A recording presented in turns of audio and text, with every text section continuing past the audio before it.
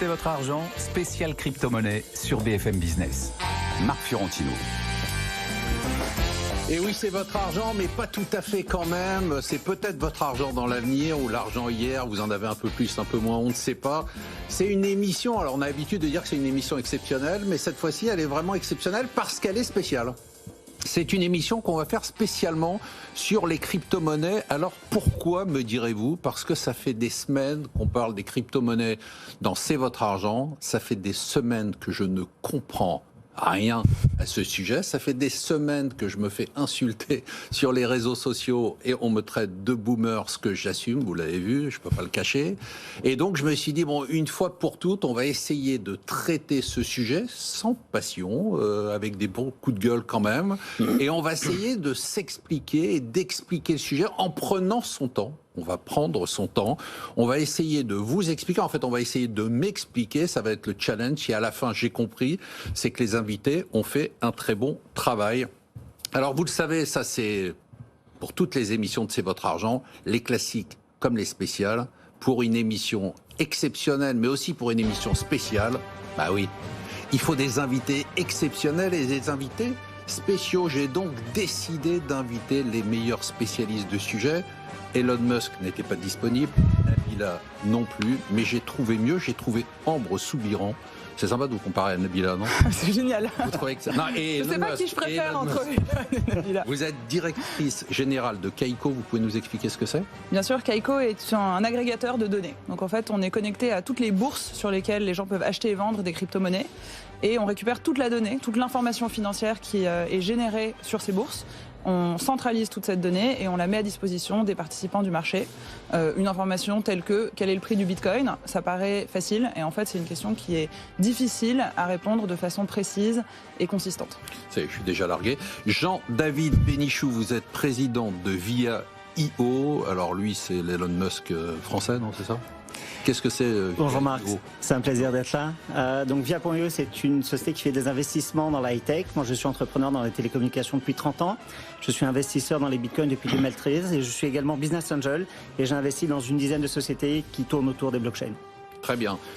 Claire Balva, vous êtes cofondatrice de Blockchain Partners et directrice, voilà, c'est énorme, ça en jette en tout cas, directrice blockchain et crypto chez KPMG France. Alors c'est quoi Blockchain Partners? Vous voulez parler de quoi?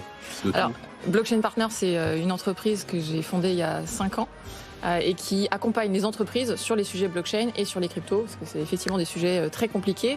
Et donc nous, on fait à la fois du conseil et du développement technique sur ces technologies-là. Et on a intégré le groupe KPMG au 1er mars. Ils vous ont racheté?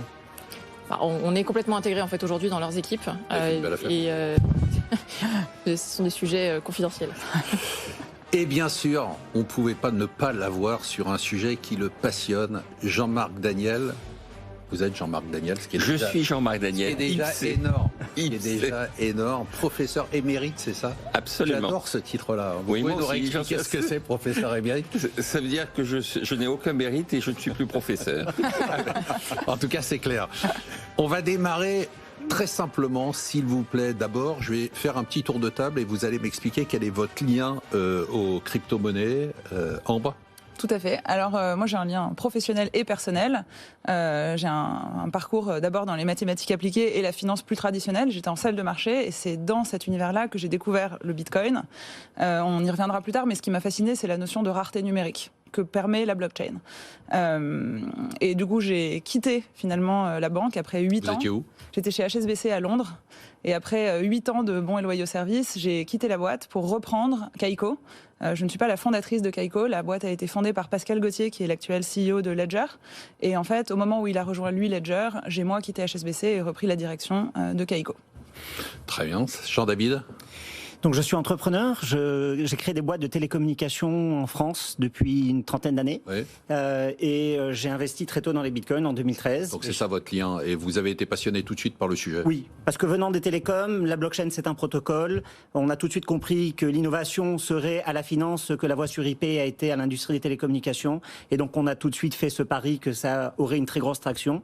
Et je suis également business angel, j'ai investi comme je disais dans une dizaine de boîtes qui font des produits autour des blockchains. Claire, quel est votre lien avec...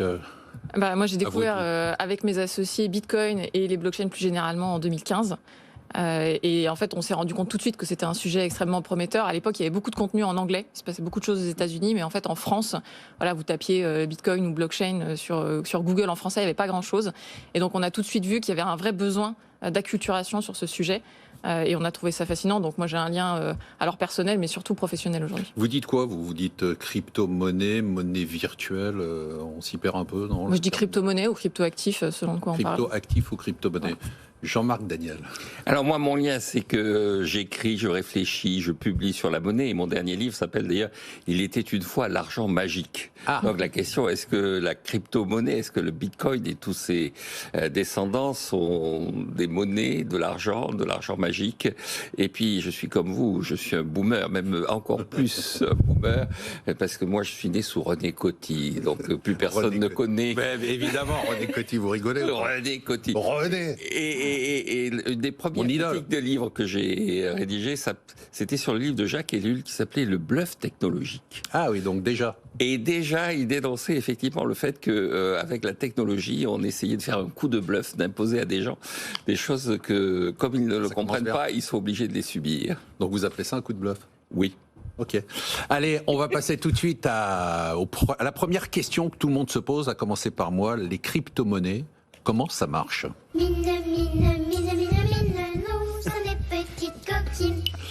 Alors ça, j'avoue que le choix de la musique, c'est pas moi qui l'ai fait, il faudra me l'expliquer. Bon, vous nous expliquez ça à votre façon, les crypto-monnaies, qu'est-ce que c'est, comment ça marche? Très bien. J'ai une version longue, une version courte, je vais faire la courte, évidemment. Et il y a une chose que je trouve assez intéressante, je parlais de rareté numérique tout à l'heure. Quand on parle de monnaie, évidemment, la rareté est importante. C'est-à-dire qu'une monnaie avec une création monétaire infinie n'est pas une monnaie, ou perd son sens. Aujourd'hui, quand j'ai un actif digital, quand j'ai une photo, quand vous avez une photo sur votre téléphone et que vous l'envoyez à votre sœur, à votre mère, à votre enfant, à qui vous voulez, vous l'avez encore et eux l'ont aussi. Voilà, ça c'était dur de créer de la rareté numérique puisque quand on envoie quelque chose dans le monde digital, on l'a encore et on peut le réenvoyer autant de fois qu'on veut. On peut pas créer de la rareté. La blockchain, pour résumer vraiment ce que c'est que la blockchain, c'est une chaîne de blocs. Chaque bloc représente l'état du monde. Donc quand je prends un bloc, ça représente les balances, enfin les comptes et combien chaque compte détient de Bitcoin. Voilà. Et ensuite, pour créer un nouveau bloc, pour créer un nouvel état du monde, on va créer des transactions. Il va y avoir ce processus de mining dans lequel on n'est pas obligé de parler, mais on va créer un nouveau bloc. On va en parler parce que franchement, c'est incompréhensible. Voilà, on peut en parler, mais pour l'instant, en tout cas, on passe d'un bloc à l'autre. Moi, j'envoie un Bitcoin à Claire. Dans le bloc d'après, ma balance sera déduite d'un Bitcoin et celle de Claire créditée d'un Bitcoin. Donc en fait, on a créé de la rareté numérique puisque si je veux renvoyer à nouveau ce même Bitcoin à quelqu'un d'autre, je peux pas. Je l'ai plus dans le bloc d'après. Donc en fait, l'état du monde, c'est le dernier bloc. Et le fait qu'il y ait cette chaîne de blocs qui constitue la blockchain, ça permet de voir en fait comment a évolué l'état du monde au fil du temps. Et c'est tout. Et quand en fait, vous dites l'état du monde, vous pouvez... L'état des détentions d'actifs dans ce monde. Donc en l'occurrence dans le monde... C'est un monde parallèle, quoi. Bah non, c'est un registre en fait. Dans le Bitcoin, ce qu'on a, c'est, là on est 5 autour de cette table, on a 5 adresses, et sur chaque adresse, il y a marqué combien chaque adresse détient de Bitcoin. Et la seule manière de représenter une monnaie, c'est de faire en sorte que quand j'envoie mon Bitcoin à quelqu'un, je ne l'ai plus. Et ça, c'est ça la vraie innovation de la blockchain, c'est cette notion de création de rareté. Donc pourquoi ça marche? Quand j'ai envoyé mon Bitcoin, il y a un nouveau bloc qui va être créé, qui va représenter les nouveaux soldes de chaque portefeuille. Et dans ce nouveau solde, je n'aurai plus le Bitcoin que j'ai envoyé et la personne qui l'aura reçu aura été créditée de ce Bitcoin.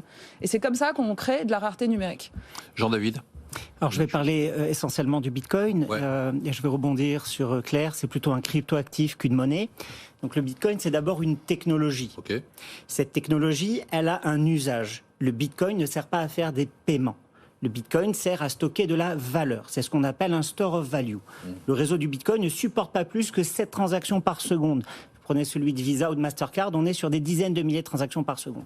Cette technologie, elle permet d'échanger de la valeur sur un réseau ouvert qui est le réseau Internet. L'innovation majeure qu'a amené le Bitcoin, c'est de sortir d'un système extrêmement régulé, les banques, pour que n'importe qui sur Internet puisse échanger de la valeur. Comme le disait Ambre, on utilise des blocs. Ces blocs certifient les transactions. Et le Bitcoin, il est dans un écosystème où la quantité de Bitcoin est connue à l'avance, elle est finie. Il y aura 21 millions de Bitcoin en tout dans le réseau. Donc, il y en a combien aujourd'hui? Un peu plus de 19 millions. Donc il n'y en a plus que 2 millions à créer? Oui, mais la manière dont est conçu ce protocole, puisque c'est un protocole, fait que la vitesse de libération des bitcoins est connue à l'avance. Le dernier bitcoin, pour vous dire, il sera miné en 2140. c'est très très loin. Mais avant 2050, on aura miné plus que 95% des bitcoins. Et tous les 210 000 blocs, la rémunération que l'on a pour miner est divisée de moitié. Actuellement, un bloc, c'est 6,75 bitcoins et il y a un bloc de miné toutes les 10 minutes. Donc il y a à peu près 1000 bitcoins qui sont fabriqués par jour. À vous. Alors, je sais que Jean-Marc ne va pas être d'accord avec moi, mais tant pis. Mais c'est le but, hein. Donc pour moi, les D'abord, on crypto-monnaies- essaye de comprendre, après on va débattre. Pour moi, les cryptos et Bitcoin en particulier sont des actifs et des monnaies numériques, donc qui n'existent que sur Internet.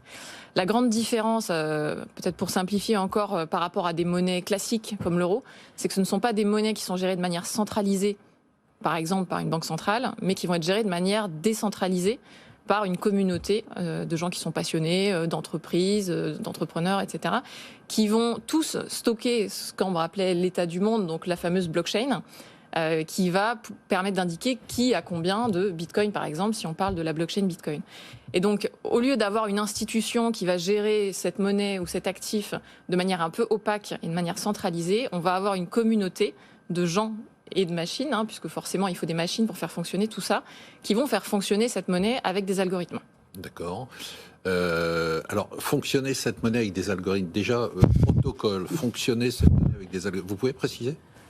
Alors en fait, ce qui va se passer, c'est que quand vous voulez gérer une monnaie, forcément, il faut qu'il y ait un registre qui indique qui en possède combien, quelles sont les transactions, etc. Dans le monde classique centralisé, ce registre, il est sur un serveur, il est géré de manière centralisée par des institutions financières, des banques, etc. Ce qui se passe avec les crypto-monnaies, c'est que ce n'est plus centralisé, c'est dupliqué sur plein de serveurs, un peu partout sur la planète. Donc sur Bitcoin, il y a plusieurs milliers de serveurs qui vont héberger la fameuse blockchain dans son intégralité et qui vont la mettre à jour en ajoutant des blocs. Et dans ces blocs, il y a des transactions en Bitcoin. Et donc tout ça va permettre d'avoir beaucoup de transparence et aussi beaucoup de résilience. Parce que du coup, si un de ces serveurs s'arrête de fonctionner, c'est pas grave, tous les autres continuent de fonctionner. Et donc c'est un nouveau système financier, si on peut l'appeler comme ça, ou un système financier alternatif qui ne dépend pas d'un État, qui ne dépend pas d'une institution centralisatrice. Ça, on comprend très bien. Vous voulez réagir peut-être déjà ? Oui, je peux réagir à sans vous énerver. Oui, sans m'énerver. Mais gardez votre calme. Oui, je reste très calme, mais de toute façon, je trouve effectivement ce qui a été dit est très important parce que ça décrit bien à la fois le projet initial et ce qu'il est devenu. C'est-à-dire le projet initial, et ça a été dit, il y en a 21 millions qui vont être émis et il s'agit d'éviter qu'il y ait une création monétaire sans contrôle et illimitée. Bon, grosso modo, pendant des siècles, c'était l'or qui jouait ce rôle-là. D'ailleurs, le vocabulaire utilisé par les gens qui gèrent le Bitcoin est totalement calé sur... C'est ça, le mining. Le mining, c'est la mine d'or. C'est totalement organisé autour de l'héritage de ce qu'était l'or. Bon, l'or a disparu du système il y a 50 ans. Et on le déplore, vous et moi. Moi, je le déplore, parce que c'était une contrainte. Et quitte à faire... Payé en écus, nous, quand on était petits. Quasiment, en tout cas. Louis d'or. En anciens francs. Alors qu'on paie maintenant en nouveaux euros. Mais et donc, il y a donc dans la démarche la nostalgie du fait qu'il y avait quelque part un système qui empêchait de créer de la monnaie à l'infini. Et donc je dis, mais pourquoi à ce moment-là ne pas revenir à l'or ? Pourquoi essayer de mobiliser des heures et des heures d'ordinateur alors qu'on avait cet outil précédemment ? Alors ensuite, la deuxième idée... Attendez, je finis mon raisonnement. La deuxième remarque que je ferai, c'est que c'est cet arbitrage entre crypto-actifs et crypto-monnaie. Ouais. Évidemment, c'est pas une crypto-monnaie. Si c'était une vraie monnaie, on l'a dit d'ailleurs, ça permettrait de réaliser des transactions. Et non seulement ça ne le permet pas, mais en plus, c'est illégal. Parce que le système en place se protège. Et le système en place, il y a ce que je rappelle toujours en France, un code monétaire et financier dont le premier article, l'article L111, dit « La monnaie de la France est l'euro ». C'est d'une simplicité biblique et d'une clarté évidente. Et donc, à partir de ce moment-là, ça devient un cryptoactif. Conséquence de ça, ça veut dire quoi ? C'est que le projet initial, encore une fois, qui était d'éviter l'arbitraire de la création monétaire qui avait été contenu par l'or, et de contourner ce monopole qu'est la Banque centrale et ces institutions que sont les banques. C'est ce qu'on entend. Hein. C'est ce qu'on entend. Ce qui était le projet initial, je pense que ce projet est en train d'échouer parce que c'est en train de devenir un crypto-actif spéculatif. Et donc dans le système, il y a tout un tas de gens qui sont rentrés, qui n'étaient ni des libéraux, ni des disciples d'Hayek, ni des libertariens, qui étaient de plus en plus, et je le crains, hélas, face des escrocs. Et donc, le véritable enjeu, c'est est-ce qu'à un moment donné, la Banque centrale va pas siffler Ça a commencé avec la Chine et avec les la fin de la États-Unis. récréation en disant avec l'accord du public. Bon, Ambre, elle va vous sauter dessus. Ambre, elle en peut plus, là. Allez, Ambre. Allez, Ambre. Là, elle s'avance sur le truc. Je vous l'ai dit, elle va manger le micro. Allez-y, Ambre. Non, c'est vrai que ça me démange de répondre. Mais il faut répondre.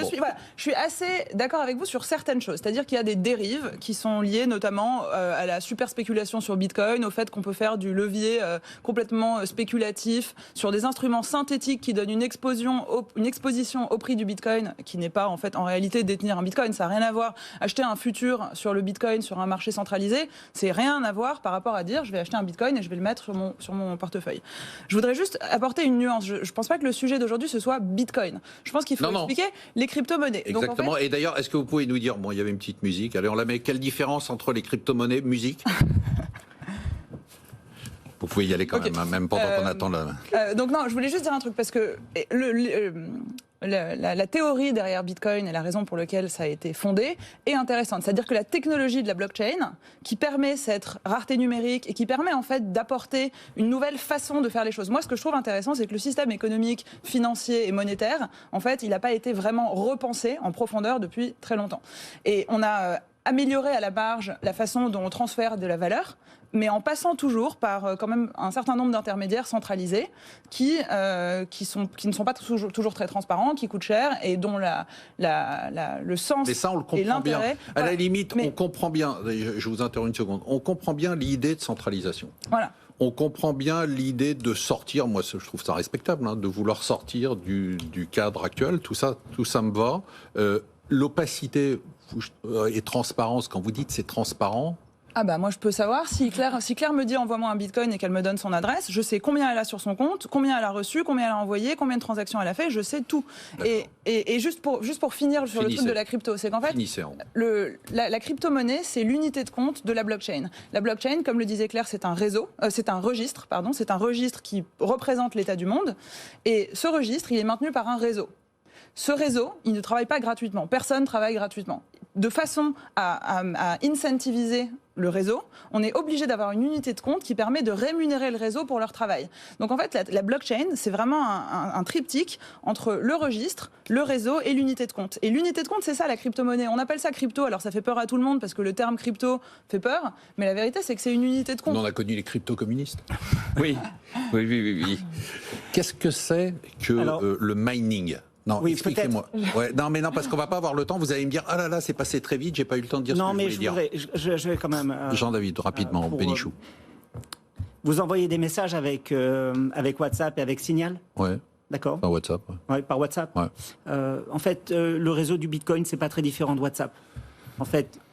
WhatsApp, pour ça WhatsApp, vous permet... j'ai pas des usines en Chine qui marchent au charbon pour produire le truc. Parlons-en. Parlons-en. Est-ce que WhatsApp est transparent sur ses comptes ? Donc c'est intéressant, mais c'est pas complètement exact. Mais WhatsApp, ça vous permet de transférer un message vers vos destinataires. Je comprends pas le mining. Je comprends pas les. Pour faire ça, ça utilise de la cryptographie. Okay. Sur WhatsApp, vos messages sont cryptés. Ok. D'accord ? Bien. Et vous avez d'autres messageries où vous affichez pas votre numéro de téléphone. Vous affichez votre pseudo. Bien. Donc, à la base, le réseau du Bitcoin, qui est le plus ancien, et c'est pour ça qu'on en parle, a été conçu pour transférer de la valeur de la même manière que l'on transfère des messages. D'accord. C'est pour ça qu'on parle de protocole. Jusque-là, on comprend, Jean-Marc, non ? Oui, tout à fait. D'un mot, vous avez parfaitement raison. Le Bitcoin, c'est de l'or digital. C'est de l'or digital. C'est de l'or digital. C'est la thèse sur laquelle. C'est de l'or digital. C'est la thèse sur laquelle j'ai investi depuis 2013. Très bien. La market cap de l'or, c'est 12 trilliards. La market cap du Bitcoin, c'est un peu moins d'1 trilliard. Et donc, il y a encore de la marge de progression. Le mining. Voilà. Donc, le mining, c'est un peu, pour refiler la métaphore, on creuse dans des mines pour extraire. Je comprends ce que c'est creuser. Allez-y. J'adresse. Donc, le mining, c'est quoi ? C'est une activité qui est très intensive en termes de calcul informatique, qui nécessite à la fois beaucoup de puissance de calcul, des processeurs, et souvent des processeurs dédiés qu'on appelle des ASIC, et de l'électricité. Okay ? C'est quoi exactement ? C'est résoudre un puzzle mathématique. On cherche à résoudre un puzzle mathématique. Il y a 21 millions de réponses. D'accord ? Elles sont toutes de plus en plus difficiles à trouver. C'est pour ça qu'il y a un problème. Il y a un problème par bloc, pas 21 millions. Et ce mining, il a deux fonctions essentielles. D'abord, il crée une course. Il crée une course entre les différents miners. D'accord. Et ensuite, il propose une rémunération. Ok, D'accord ? ça, j'ai compris. Et donc, ça permet de créer un réseau dans lequel il y a plus à gagner en jouant selon les règles. Qu'à perdre en essayant de corrompre la blockchain. Ce qui fait la valeur du Bitcoin aujourd'hui, c'est trois choses. Premièrement, c'est son coût de revient. Le Bitcoin a un coût de revient en électricité. C'est combien ? En puissance de calcul, à peu près 34% de sa valeur. Ok. C'est assez linéaire. Ok. Donc vous pouvez dire qu'un Bitcoin aujourd'hui, ça coûte à peu près 14 000 $ à fabriquer Ok. en 2021. Il y a le fait que la blockchain est en place depuis 10 ans et qu'elle n'a jamais été violée. Ok. D'accord ? Et enfin, que ça crée une concurrence entre différents nœuds. Il y a 9 millions de nœuds dans le réseau. Et donc, ça permet d'avoir une communauté vraiment décentralisée. Non, Ambre, vous souriez au Non, nombre non, de non, nœuds. non, non, C'est le nombre de nœuds qui vous a fait sourire. Non, je trouve que enfin, en fait, Ouais, vas-y. Non, je pensais mais que... je pense que Claire. Claire, quelle est la différence entre les différentes crypto-monnaies ? Pourquoi on parle de Bitcoin ? Pourquoi on a l'impression qu'on peut en créer autant qu'on veut tous les jours ? Théoriquement, oui. Théoriquement, Théoriquement, oui, vous d'accord. pouvez créer une crypto-monnaie, même tout seul. Après, je suis pas sûr que Je peux faire le Jean-Marc ça intéressera Daniel beaucoup coin. de monde. Voilà. Donc, vous pouvez effectivement en créer. Il y en a des milliers de différentes. Elles ont un certain nombre de caractéristiques différentes. Par exemple, Bitcoin, on a dit rareté numérique, il n'y en aura jamais plus de 21 millions. Cette caractéristique, vous ne la retrouvez pas forcément dans toutes les crypto-monnaies. Il y en a qui ont une offre infinie, il y en a qui ont une offre finie qui n'est pas sur le même nombre, etc. Ensuite, il y a une question de... Attendez, je vous interromps. Qui décide de ça ? C'est codé dans le protocole. Voilà, ce sont les personnes qui vont créer la crypto-monnaie au Donc départ. moi, je crée une crypto-monnaie. Vous décidez de son fonctionnement. D'accord, je crée la BFM Coin. Voilà. D'accord. Et je décide moi-même, d'abord, si c'est limité, illimité. Si c'est illimité, alors le raisonnement qui consiste à dire il y a l'effet rareté, il ne pourrait pas fonctionner. Il fonctionne pas sur les Bitcoin. stablecoins. Il fonctionne sur Bitcoin. Il D'accord. fonctionne pas forcément sur toutes les autres Le Dogecoin, crypto-monnaies. par exemple, c'est illimité. Oui. Oui. Et alors, pourquoi on a... C'est une énorme bulle spéculative. Le Dogecoin, c'est un scandale Voilà, que ça existe. c'est- Voilà, c'est tout. D'accord, Ça, donc on vous est dites, tous d'accord vous là-dessus. dites Non, mais- du Dogecoin ce que certains disent Le- de toutes les monnaies. Ouais, mais Non, mais c'est intéressant. le On Dogecoin On a rejoint été- ce que je disais quand même. Voilà. Il y a- Non, Vous non, faites non, du non, Jean-Marc, vous faites du Ah non, Jean-Marc mais tout Daniel n'est par pas- rapport au Dogecoin. C'est comme de dire toutes les boîtes internet, tout est bon ou tout est acheté. C'est normal qu'il y ait du bien et du mauvais, il y a du lard et du Le poisson, Dogecoin a été créé pour être une blague, donc on ne devrait même pas en fait en parler. C'est juste une blague. Donc c'est En une rigolo, mais demi-journée. Donc après, il y a un certain nombre de caractéristiques différentes aussi. Par exemple, on parlait du minage. Toutes les crypto-monnaies n'ont pas forcément les mêmes algorithmes de minage. Certaines vont utiliser la puissance de calcul, d'autres vont utiliser des algorithmes de consensus un peu différents, où au lieu de faire travailler des machines, vous allez mettre en séquestre des crypto-monnaies. pour prouver Donc en votre fait, c'est bonne du foi. marketing quand même. Non, attendez, je dis, c'est pas une critique. Hein. Je dis que si je veux lancer, c'est comme lancer une marque. Si C'est je veux comme lancer une société. Voilà, Évidemment, c'est ça. vous dites quelle est votre valeur. En fait, quelle est la valeur, quelle est la thèse d'investissement que vous proposez aux gens qui vont acheter votre monnaie. D'accord. Si je peux- Attendez, oui. juste, on finit avec Claire. Non, mais c'est exactement ça. C'est-à-dire qu'évidemment, si vous créez une crypto-monnaie, si elle ressemble exactement à une autre, les gens vont vous dire, mais attendez, cette autre crypto-monnaie existe depuis 10 ans, vous créez exactement la même chose, quel est l'intérêt ? D'accord. Donc évidemment, il faut se démarquer. Jean-David Michou. C'est un Très peu comme rapidement, faire une après. app. D'accord. N'importe qui peut faire une nouvelle app de messagerie. Mais ce qui fait la valeur d'une app, c'est pas sa fonction, c'est son adoption. Ok. On est sur WhatsApp parce que tout le monde est sur WhatsApp. Qu'est-ce que ça coûte de créer Non, parce que je y pense, je me dis, tiens, qu'est-ce que ça coûte de créer une crypto-monnaie? Ça ne coûte rien. Ça se fait en 2 heures. Un peu de développement informatique, quoi.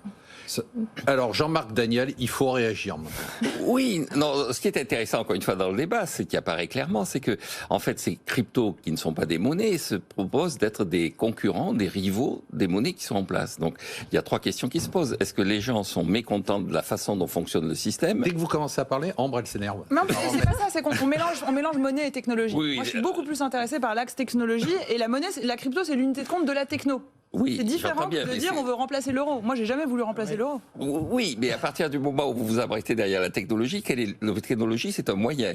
Le moyen au service d'un but, quel est le but? C'est normalement Mais la de seule créer manière- un rival La de seule l'euro. manière que cette technologie fonctionne, c'est qu'il y ait une unité de compte pour que les gens du réseau maintiennent le registre. Mais J'entends bien. voilà, mais ça- pour que les gens viennent s'associer à cette opération, il faut qu'ils y trouvent un intérêt. Quel est l'intérêt qu'ils peuvent trouver? C'est d'échapper à l'euro, au dollar, aux monnaies qui sont en place. Est-ce qu'ils ont envie C'est là où je suis pas du tout d'accord. d'y C'est pas du échapper? tout une alternative c'est votre à l'euro. interprétation. Oui, Ça, c'est attendez. votre compréhension. Deuxième Très élément. rapidement, il nous reste 1 minute. Hein, donc. Deuxième élément, quand on y échappe et quand on les met en concurrence donc avec, puisque c'est ça qu'on dit quand même, crypto-monnaie avec le dollar ou l'euro, je rappelle encore une fois 2 choses. La première chose, c'est que le dollar et l'euro sont protégés par la loi, donc il y a un moment où on se heurte Mais- quand même à une limite légale. Et le deuxième enjeu, c'est que si effectivement on veut fuir l'euro et le dollar, est-ce que c'est la crypto crypto-monnaie qui est le bon outil. Est-ce qu'il n'y a pas d'autre chose pour... Arrêtons d'appeler ça une crypto-monnaie. Réponse de Claire. Le fait que Bitcoin soit là pour remplacer l'euro, c'est votre interprétation. C'est pas forcément quand on le parle cas. de crypto-monnaie... Alors attendez, Ambre propose qu'on arrête de parler de crypto-monnaie. Appelons ça une unité de compte, un Unité de jeton, compte, c'est un actif jeton. numérique. Ah mais oui, mais c'est pas ce qui est sur le marché. Mais c'est pas ce qui est sur le, c'est votre compréhension, mais en fait, c'est un Je voudrais jeton. juste peut-être terminer. Le mot de la fin alors. Oui, en vous posant une question. Est-ce que Non, vous il ne pourra pas répondre. Non, mais c'est juste pour. C'est rhétorique. C'est pas rhétorique. Est-ce que vous aimeriez pouvoir payer un livre selon le nombre de chapitres que vous avez lus ? Et si oui, comment vous le faites avec de la monnaie fiduciaire ? Ce qu'il faut bien comprendre, c'est que les cryptoactifs permettent de créer de la monnaie intelligente. Et la monnaie intelligente, ça permet de créer de nouveaux services économiques. Et ça, c'est de la technologie. Très bien, ça sera convaincu, il faudrait débattre de ça très très longuement. Alors on va prévoir une spéciale de la spéciale. Allez, on se retrouve tout de suite en deuxième partie de l'émission spéciale crypto pour déterminer comment intervenir pratiquement, si vous avez envie de le faire. D'abord, est-ce qu'il faut le faire et comment intervenir sur les crypto-monnaies. C'est votre argent, spécial crypto-monnaie sur BFM Business. Marc Et j'ai Fiorentino. pris un sacré coup de gueule là. Je dois avoir à peu près le double de l'âge moyen et encore, je me demande si c'est pas plus des gens qui sont sur le plateau. C'est pas grave, je serre les dents. Alors on a fait cette spéciale crypto-monnaie pour une raison très simple, c'est qu'on parle de crypto-monnaie, de Bitcoin à peu près toutes les semaines dans C'est votre argent et à peu près toutes les semaines on dit n'importe quoi, moi compris. Donc moi je me contente de dire c'est nul, c'est une arnaque parce que je comprends pas en fait. Donc ça me permet de dissimuler le fait que je ne comprends rien. Et donc je me suis dit bon, une fois il va falloir être honnête avec les gens qui nous regardent et on va essayer de faire une vraie émission sur le sujet. En première partie, comme vous avez vu, on s'est posé la question de savoir si c'était une monnaie ou pas. Il y a eu un consensus quand même, hein, même si ça... un petit affrontement entre les boomers, un affrontement générationnel on va dire. On est arrivé quand même à la conclusion que c'était pas tout à fait une monnaie. Après, on reviendra là-dessus. Peut-être que les nouveaux invités vont nous dire le contraire. Alors, Ambre était déjà en pleine forme pendant la première partie de l'émission. Elle a continué pendant la pause. Et alors là, elle est chauffée à blanc. Elle est directrice générale de Kaiko. En un mot, pour ceux qui n'ont pas vu la première partie, vous faites quoi ? On est agrégateur de données sur les prix des cryptoactifs dans le monde. D'accord. Et donc, vous voulez qu'on donne vos données sur les tableaux ? Absolument. D'accord. Vous verrez ça avec l'équipe de production. Charlie Miro, merci d'être venu. Bonjour. Vous êtes directeur général de Woolton. Qu'est-ce que c'est ? On fournit de la liquidité en crypto à des sociétés qui souhaitent acheter et vendre tout type de crypto. D'accord, donc si moi je veux passer un ordre sur une... Vous n'êtes pas une plateforme. Nous ne sommes pas une plateforme. Donc il y a une plateforme, on en parlera pratiquement, mais si moi je cherche à acheter et que je ne trouve pas de vendeur, bah vous allez vous substituer à un vendeur et faire de la liquidité. Vous êtes market maker. On est market Vous êtes maker. liquidity provider, comme on disait à notre époque. C'est ça, et le marché ne On dort dit pas. toujours. Ah bon, On bah, dit ça va, toujours. putain, vous me rassurez, j'ai l'impression que c'était l'ancien franc. Claire Balva, vous êtes cofondatrice de Blockchain Partner et directrice blockchain et crypto chez KPMG. En deux mots, donc. En deux mots, nous, on accompagne les entreprises sur les cryptos et les blockchains. On les forme, on les conseille, on benchmark pour elles des produits blockchain et crypto et on met en production des applications. Super. Adli Takal Bataille, vous êtes stratégiste Bitcoin et blockchain. Qu'est-ce que vous faites exactement ? Moi, je manage des fonds. Après, j'ai aussi une activité associative. Je suis président du Cercle du Coin et j'écris des bouquins, je fais des conférences. C'est quoi le Cercle du Coin ? C'est une association qui réunit un peu des gens autour de la question crypto depuis maintenant plus de 5 ans et qui essaie d'être un peu une passerelle entre les journalistes, les politiques et l'écosystème crypto en France. D'accord. Et vous avez eu une révélation ? C'est quoi votre background que vous êtes réveillé ? Vous êtes dit. Moi, j'ai un background de lettres classiques, donc du latin et du grec. Ah ouais, donc, c'est logique. je Ouais. viens de loin et puis. Et là, À peu près à vous êtes un 20 ans, littéraire j'ai découvert ça, j'ai découvert les cryptos et c'était au croisement de pas mal de choses qui m'intéressent, donc je suis passionné par le sujet. vous avez fait fortune dans les cryptos, quoi ? Allez savoir, ça s'en va et ça revient. Allez, on va se poser déjà une question qui est très simple. Faut-il tout simplement investir dans les crypto-monnaies ? Tu veux ou tu veux pas ? Bah oui. Tu veux, Moi, j'arrive c'est pas à me bien. décider. Alors Tu moi, veux je pas. vous rappelle, je raconte quand même une petite histoire. J'adore la raconter.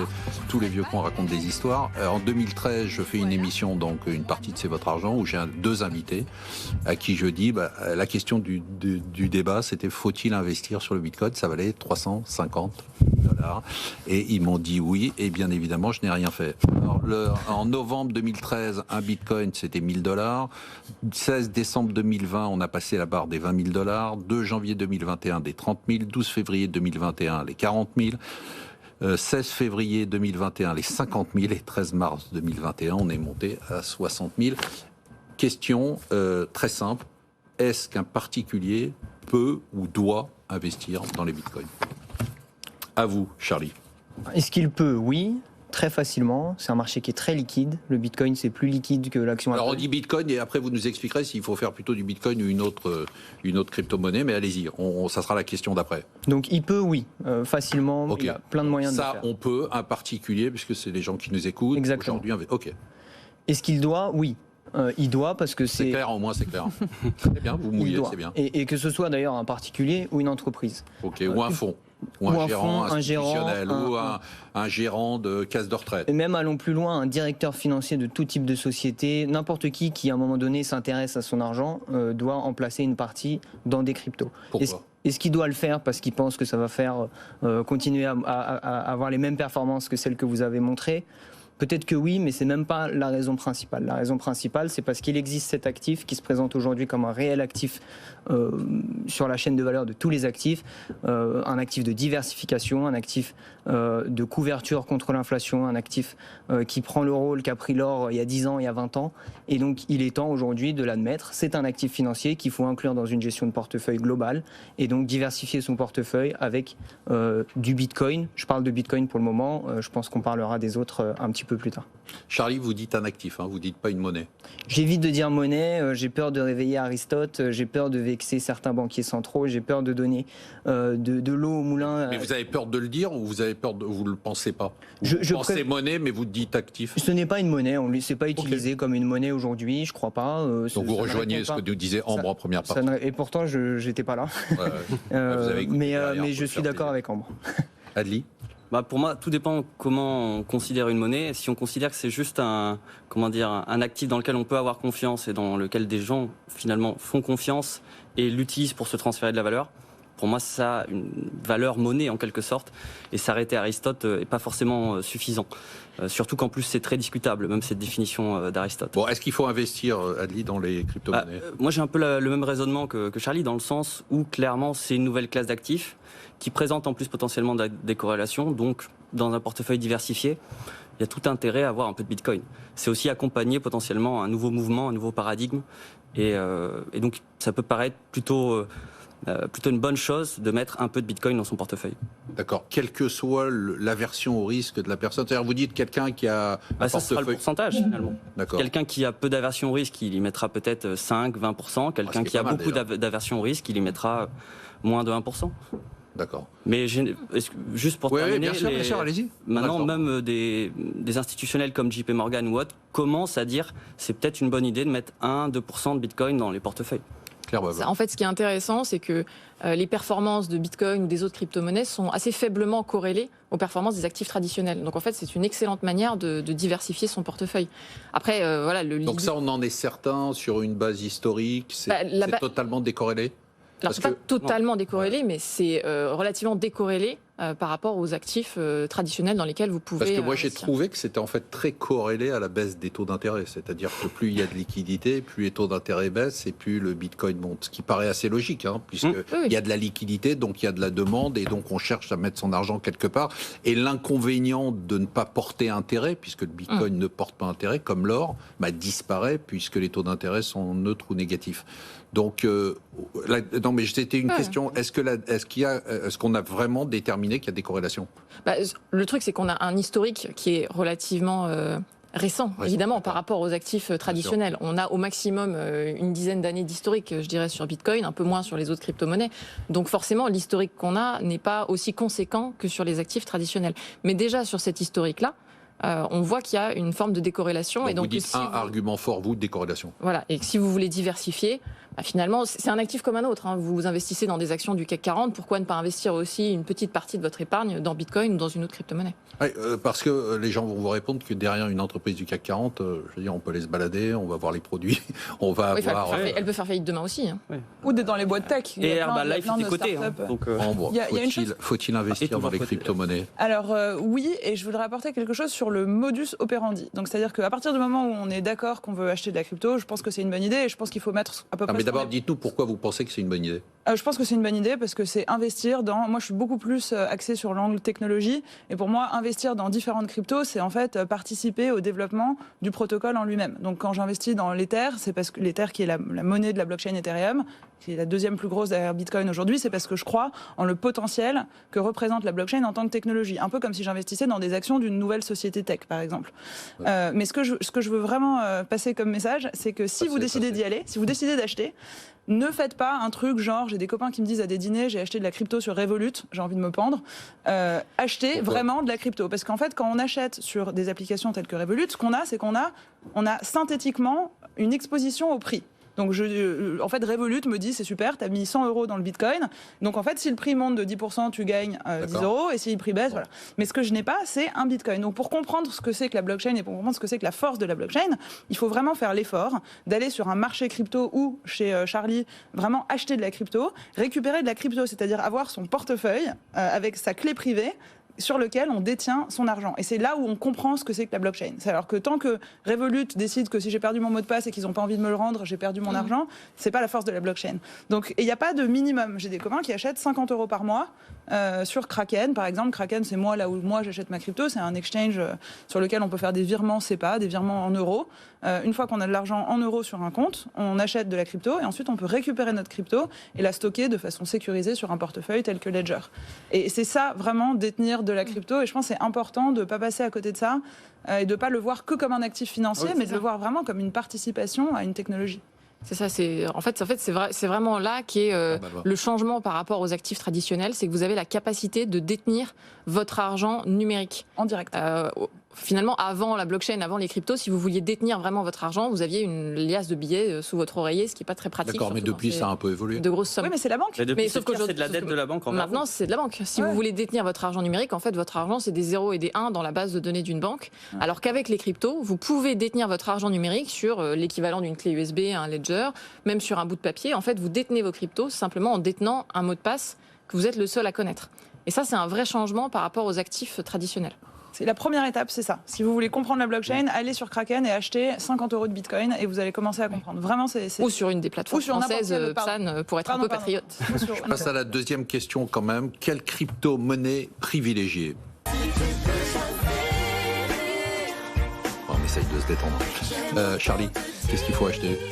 Alors, ce que j'ai cru comprendre, mais peut-être que j'ai rien compris en première partie, c'est qu'il y avait des monnaies à stock limité, prévisionnelles, et des monnaies à stock illimité. Oui. Oui. Donc l'Ether, par exemple, c'est... L'Ether, alors c'est la question la plus compliquée que vous puissiez poser. C'est une question. C'était un peu le but.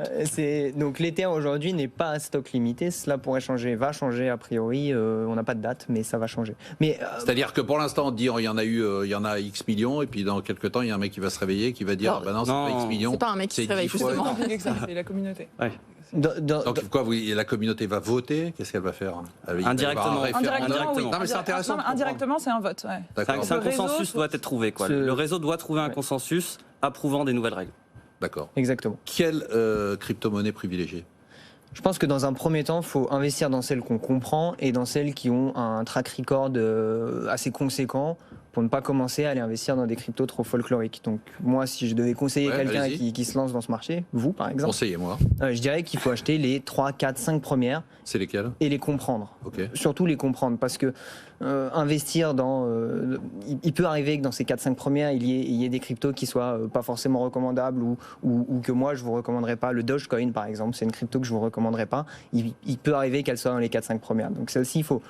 Une fois que vous l'aurez regardé... votre top 3. Moi, je dirais que Bitcoin et Ether, c'est les deux premières que vous devez acheter. Et ensuite, vous pouvez vous exposer, si vous le souhaitez, à des concurrents de la blockchain Ethereum, comme Cardano par exemple. Et vous pouvez vous exposer, je pense, à des tokens de plateformes, comme le Binance Coin, qui va vous permettre de capter la valeur que ces plateformes créent. Binance aujourd'hui, c'est une plateforme qui fait des milliards de dollars de volume. C'est une plateforme qui a des millions d'utilisateurs.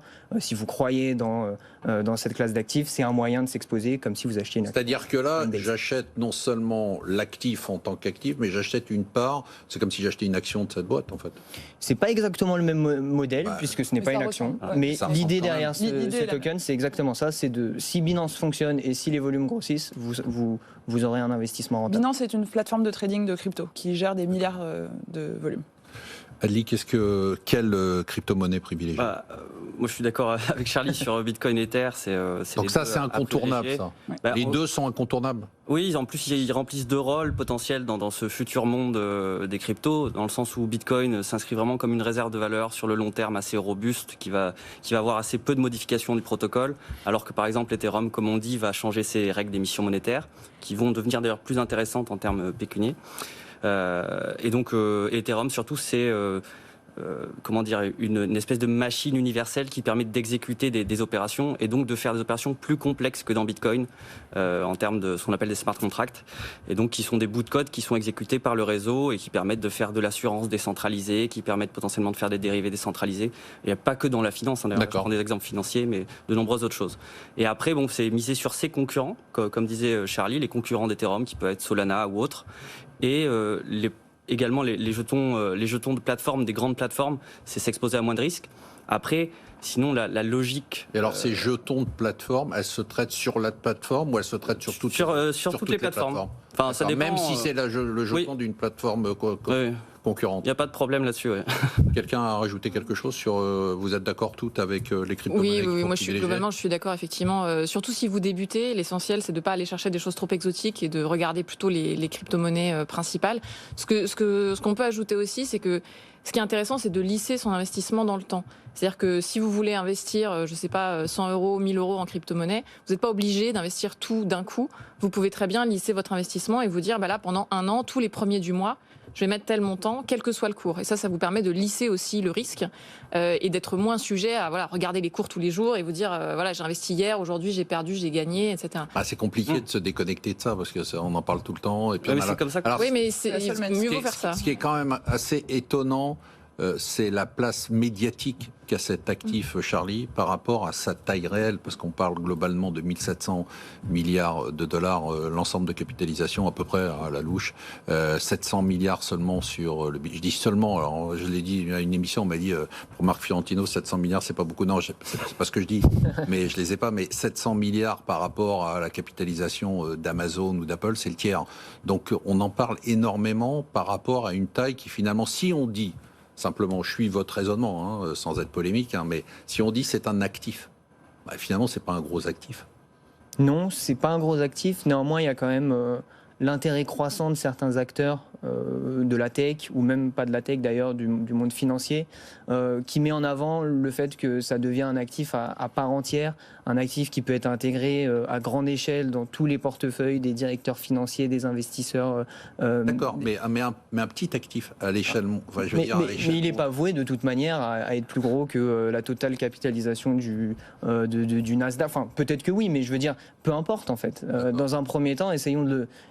Il y a eu un énorme travail d'éducation qui a été fait ces 3 dernières années. Depuis le crash en 2017, le crash, je dis crash parce que c'est un mot qui a été beaucoup utilisé. Mine de rien, depuis ce crash, on a dû faire x3 ou x4. Mais depuis ce moment-là, je crois qu'il y a toute une industrie qui a énormément bossé pour l'éducation de tous les investisseurs potentiels, pour la construction d'outils qui permet à tout le monde d'investir facilement, de s'exposer aux cours facilement, de stocker de manière sécurisée. Et en fait, aujourd'hui, on est arrivé un petit peu à la construction d'un réel écosystème d'investissement à part entière. Alors peut-être petit comparé à d'autres, oui, mais qui est très scalable aujourd'hui en fait. Et c'est parce qu'il est très scalable qui fait peur à certains et qu'il en excite d'autres. Ambre, qu'est-ce que vous dites à des gens comme Christine Lagarde ou autres qui disent en fait c'est la monnaie des escrocs et du dark web Alors je trouve que Christine Lagarde, c'est pas la pire. C'est pas du tout la pire. Elle a été plutôt... Et que c'est pas transparent et que en fait ça permet de faire en gros c'est la monnaie du trafic de drogue. C'est la question que j'aurais aimé que vous me posiez pas. Non, je trouve que Christine Lagarde elle a plutôt historiquement été relativement pro-technologie, pro-blockchain, peut-être un peu anti-crypto sur la thèse monnaie, mais en même temps, si elle disait le contraire, ça enverrait un signal tellement fort que je ne sais pas si le monde est prêt pour ça. Mais ce que je dis de toute façon, en général, aux gens intelligents qui critiquent, c'est franchement, et je rejoins ce que disait tout le monde tout à l'heure, il y a eu énormément de travail sur la partie éducation. En 2000, moi j'ai commencé C'est pas ma question. Hein. Oui, mais c'est ce que je veux dire, c'est ce que je dis à ces gens-là, c'est éduquez-vous. Comprenez que l'histoire du triptyque registre, réseau, unité de compte, c'est ça la force de la blockchain.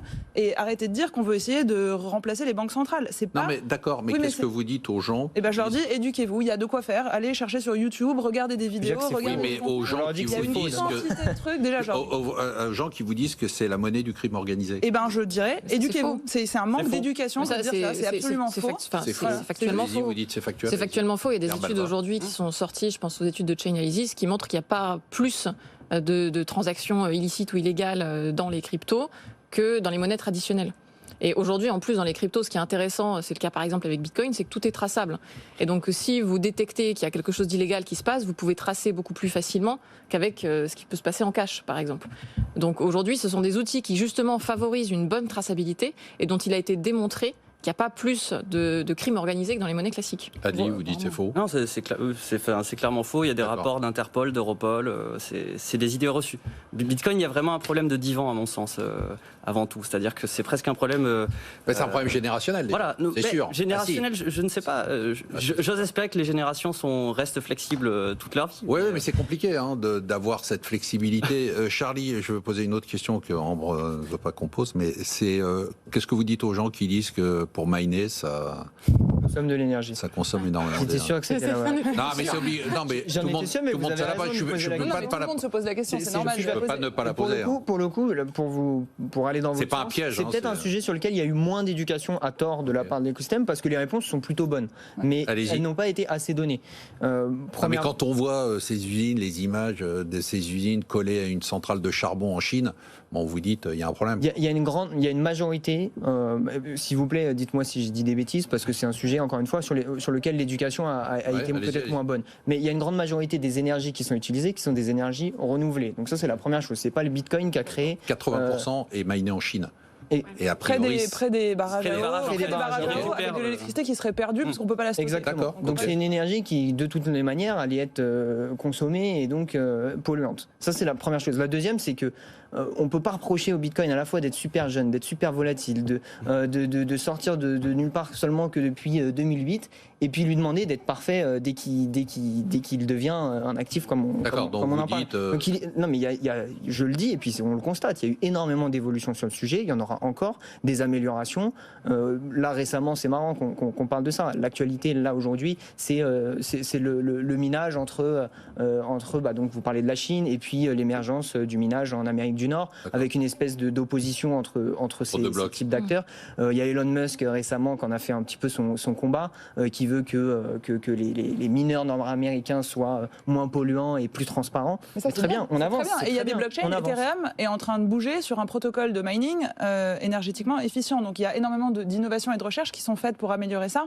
Il y a juste une chose que je veux dire qui... Très rapidement, parce qu'après je vais vous demander un conseil à chacun. Ultra rapidement, c'est en fait, on sait exactement au watt près combien Bitcoin consomme. Je serais curieuse de savoir s'il y a une institution financière dans le monde ou même une société dans le monde qui est capable de me donner sa consommation globale pour faire fonctionner un système entier. C'est au moins, il y a la transparence, on vise l'amélioration, mais au moins il y a une forme d'honnêteté intellectuelle et de transparence que personne, aucune organisation, aucun pays n'est capable de fournir aujourd'hui. Vous êtes convaincu. Hein. Voilà. Adli, quel est le conseil que vous donneriez à quelqu'un qui veut se lancer dans les cryptos? De s'éduquer avant tout, de lire, de participer. Il y a énormément de contenu en ligne avec des blogs comme le Journal du Coin, il y a énormément, bitcoin.fr également.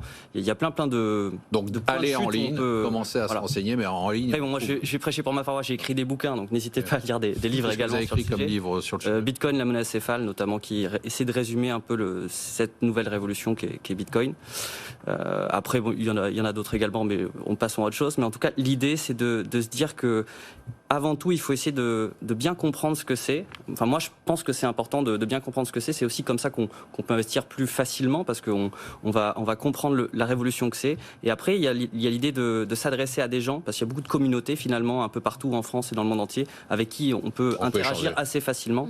Claire, quel est votre conseil à quelqu'un? Je vais redire ce qui a déjà été dit, mais éduquez-vous, c'est le plus important. Allez lire ce qui se dit sur le Journal du Coin, sur bitcoin.fr, sur Cryptost aussi. Aujourd'hui, il y a du contenu, contrairement à il y a 5 ans. Pour le coup, aujourd'hui, vous pouvez trouver des informations en ligne. Aujourd'hui, la régulation a évolué aussi. Vous avez un label en France qui agrée les plateformes d'échange crypto. Donc vous pouvez avoir la certitude en quelque sorte que là où vous investissez, ce sont des acteurs sérieux. Donc éduquez-vous, investissez une somme raisonnable pour vous, lissez votre investissement et voilà, ne vous inventez pas des compétences de trading si vous n'en avez pas. Charlie, quel conseil et quelle plateforme, ou un particulier aujourd'hui, il peut aller où? En particulier, il peut aller sur Coinbase, qui est donc la plus grosse des plateformes listées en bourse. Il peut utiliser des plateformes européennes. Un particulier français peut aller sur Coinbase? Oui, il peut y aller. Il peut utiliser des plateformes européennes, voire même françaises. Donc européenne, il peut utiliser Bitpanda. Française, il peut utiliser Paymium. Il peut en utiliser plusieurs, puisque chaque plateforme a ses particularités. Donc il peut ajouter Binance à cette Pourquoi liste. Pourquoi il peut en utiliser? C'est quoi les spécificités? Chaque plateforme décide de lister les cryptos qu'elle veut. Donc elles n'ont pas toutes les mêmes cryptos. Très bien. Claire, quel est le conseil que vous donneriez? On a entendu tout à l'heure ce que vous disiez, c'est-à-dire en fait de se jeter à l'eau directement. Ouais, donc aujourd'hui, si je veux démarrer en sortant de l'émission, je fais quoi? D'abord, vous allez passer une demi-heure à lire le journal du coin. Et ensuite, vous allez créer un compte sur une plateforme de votre choix. C'est facile, ça? C'est très facile. C'est comme créer un nouvel email ou s'inscrire sur Boursorama. C'est pas plus compliqué que de s'inscrire sur Boursorama. Et acheter votre crypto, acheter un ledger et récupérer votre crypto sur votre portefeuille à vous. Et là, quand vous avez votre clé USB dans la main, vous avez votre morceau de Bitcoin. Expliquez ça. Malheureusement, on n'a pas beaucoup de temps, mais ça veut dire quoi, ça? Ça veut dire qu'en fait, la blockchain vous permet d'avoir un portefeuille. Votre portefeuille, il y a une adresse publique, c'est comme votre adresse email, et votre adresse privée. L'adresse privée, c'est votre code qui vous permet de gérer ce portefeuille. D'accord. On n'est pas détenteur de ces cryptos jusqu'à ce qu'on ait les cryptos sur cette adresse qui vous appartient. Il y a une phrase, not your key, not your coin. Donc il faut le mettre sur une clé. Et si je perds ma clé USB, je suis mort. Non, il faut juste garder mes clés le de mot voiture, de passe. moi. Il faut garder le mot de passe. Il y a un mot de passe qu'il ne faut pas perdre. C'est une liste de 24 mots et c'est ça le truc qu'il ne faut jamais perdre. Merci à tous nos invités. C'était très clair. J'ai presque tout compris, ce qui est mauvais signe. Merci de nous avoir suivis. Nous, on se retrouve tous les vendredis pour C'est votre argent. Et on se retrouvera bientôt pour une autre spéciale. Vous verrez, teasing.